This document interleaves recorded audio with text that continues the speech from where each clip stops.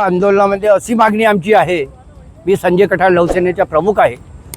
आमच्या याच्यामध्ये जे वंचित आहे, खाटीक समाज आहे, मांगारुडी समाज आहे, मातंग समाज आहे, जे मागासलेली आहे त्या लोकांच्या आपले हे आले आहे, आपले मादगी समाज आहे, या महाराष्ट्रामध्ये वाल्मिकी समाजाचे काही कार्यकर्ते आले इथे।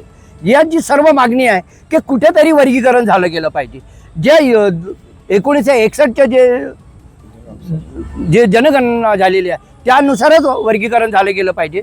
काऊन का आता जी 2011मध्ये जे वर्गीकरण झालं हे केलेलं आहे, जनगणना झाली, ते चुकीची आहे। ते धाब्यावर बसून एका ऑफिसमध्ये बसून ही जनगणना केली आहे। म्हणून आमचे ही आहे की 1961मध्ये जी जनगणना झाली आहे त्याच्याप्रमाणेच लागू करण्यात यावं अशी आमची मागणी आहे।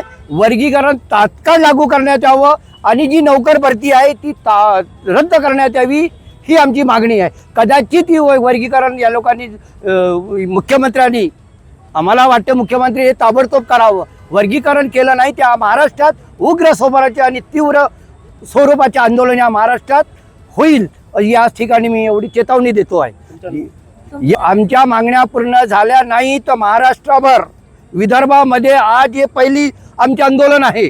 यानंतर जितके भी जिल्हे विदर्भातले आहे तिथे ही आंदोलन होणार आहे। या आंदोलनामध्ये येथे खाटीक समाज विशाल लारोकर आलेले आहेत। या ठिकाणी महाआघाडीचे नेते नगरसेवक नागेश मानकर आलेले आहेत। यानंतर आमचे मादगी समाजाचे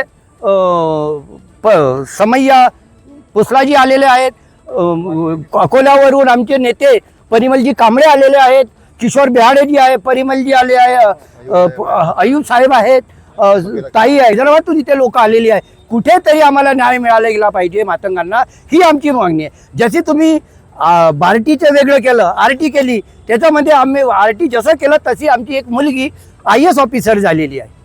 आणि त्याच्यानंतर महात्मा ज्योतिबा फुले त्याच्यामध्ये मातंग समाज पूर्ण चर्मकार सर्व एक होते महात्मा फुले महामंडळामध्ये। तसं त्या ठिकाणी वेगळं महामंडळ तयार केलं गेलं होतं। अण्णाभाऊ साठे महामंडळ तयार केलेलं, चर्मकार समाज महामंडळ तयार केलं।